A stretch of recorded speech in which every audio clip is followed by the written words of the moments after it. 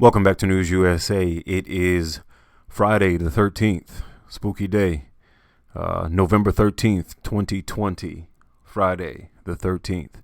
And you are looking at Congresswoman Maxine Waters from the 43rd District of California.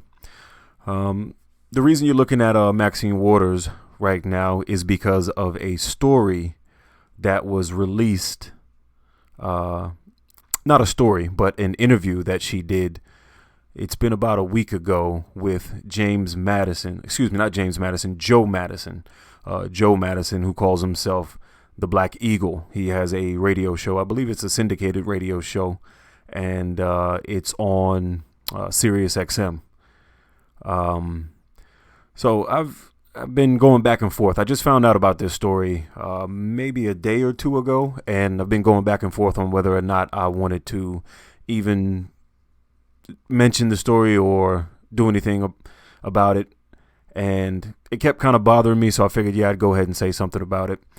And the reason being is because it's just a horrible story on how Maxine Waters feels about black men who vote for Trump.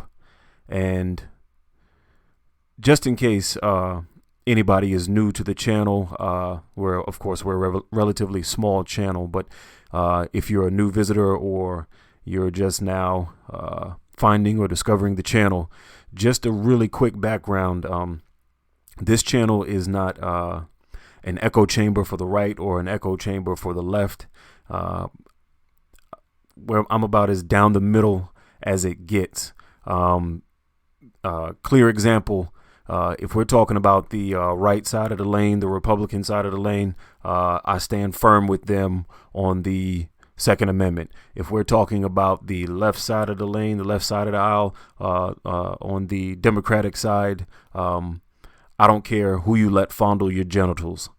Just to be honest, hate to put it that way, but it's just true. It's none of my business what you're doing in your personal life, in your home, just like it's none of your business what I'm doing with any weapons that I might have. I do think there is some point where weapons can get excessive, but as long as I'm a law-abiding citizen, I'm not bothering anybody, and so is, heterosexual, non-heterosexual, your sexuality, I don't care about either or. As long as you're not bothering anybody or hurting anybody, fine by me.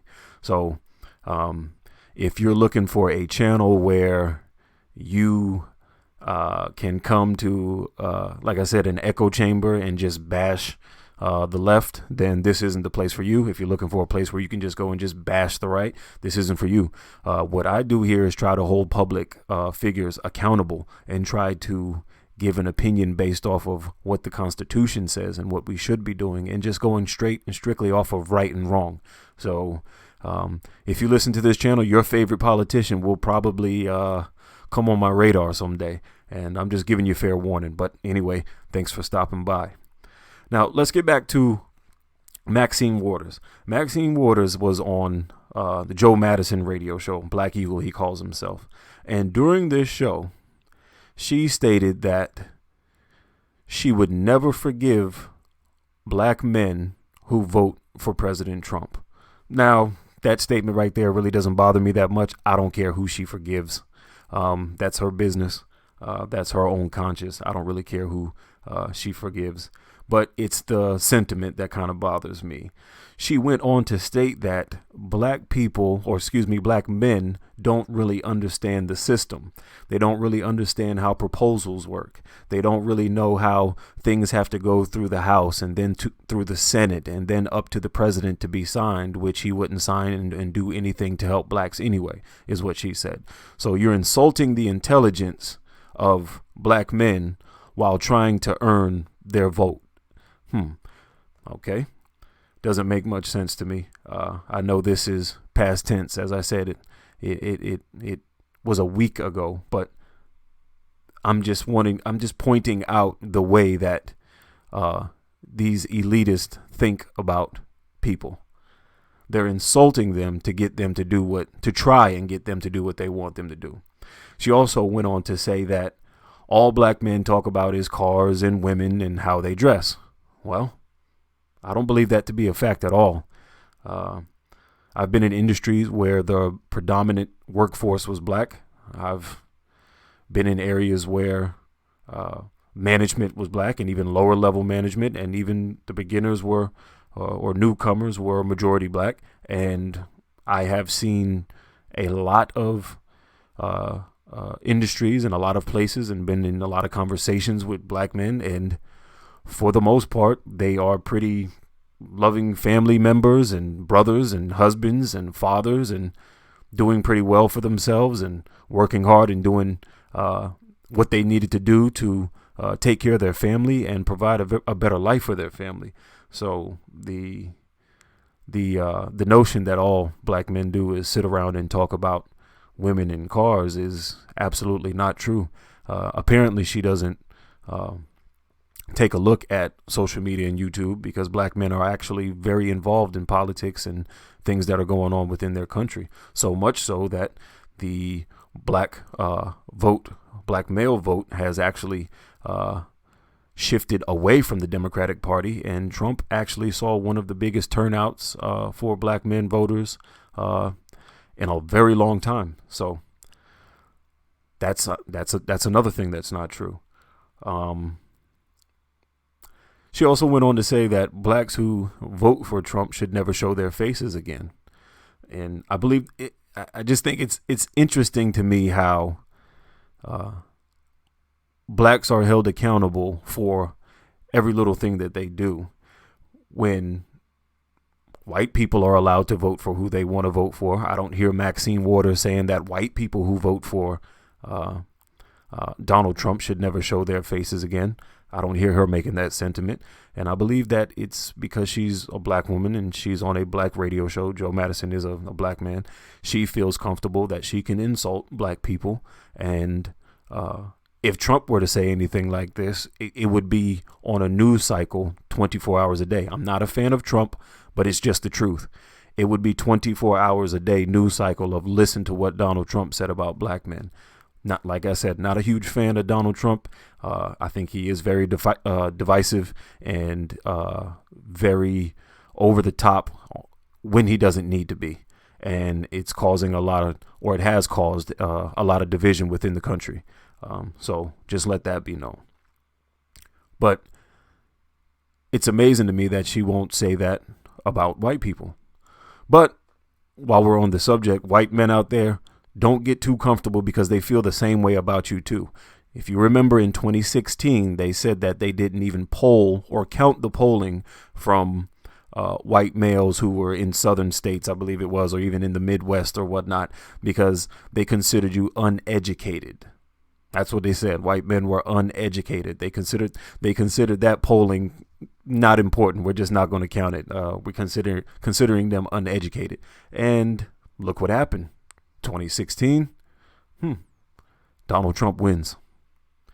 Then they went on to say that they would adjust that and correct for that type of polling or whatnot, which I guess they did this year. They said that they did in this election. And to be honest, the polling was a little bit more accurate than it was in 2016.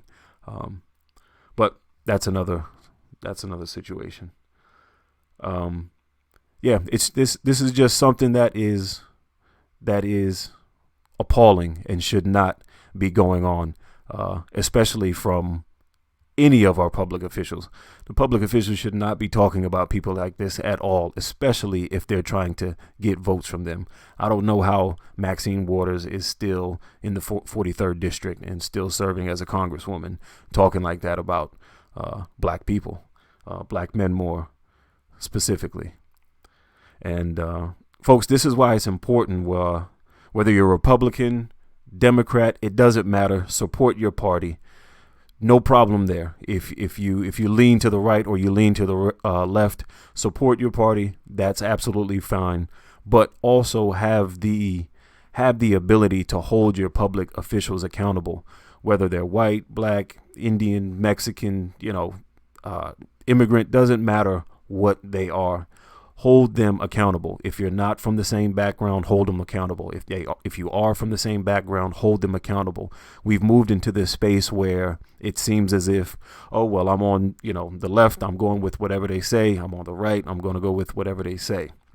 I'm just going to follow them blindly, and I'm not going to speak up for the wrong that they're doing. We should always be holding them accountable at all times. Same with children. I mean, we do it with our kids. If you don't tell your kid, hey, cut it out, you're acting like a little tyrant, that's what you're going to have. You're going to have a tyrant.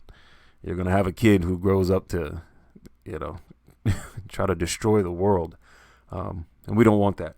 And so I just wanted to touch on this subject and put this message out there that this is not acceptable, and this is exactly the reason why you have a lot of blacks, especially men, who are moving towards the right side of the aisle because of this type of treatment, this type of rhetoric, this type of narrative that is continuously being pushed about black men that aren't true, even by black women. And it's just sad to see it. And another reason, while we're talking, if you remember in the last few weeks of the run up to the election, former rapper and now entrepreneur and business mogul, I think he owns a basketball league, Ice Cube, had a proposal, the contract with Black America. And Ice Cube was campaigning on this, this proposal to help blacks in America. And he went to both sides. He went to Trump, and he also went to Biden. The Biden campaign told him, hey, we'll talk about it after the election. The Trump campaign told him, sure, we'll implement some of these things. And this is how the Platinum Plan came to be, that Trump had proposed. So maybe that's another reason that more blacks were moving towards Trump, Maxine Waters, not because they just like to talk about women or they're not smart enough to understand how politics works.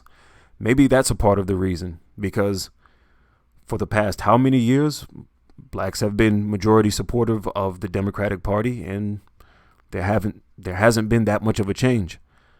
So when the opposing party says, hey, we're going to do something, maybe their ears perked up. Maybe they wanted to see what they were going to do. I would go with that one before I start insulting people. Because white, black, doesn't matter. We're not stupid. They think we're stupid, but we're not. And the longer that we continue to fight with each other, the longer that we continue to be divided and allow them to divide us, they're going to continue to think that we're stupid. If she's saying this on a public radio platform, what do you think she's saying behind the scenes? What do you think all of them are saying behind the scenes?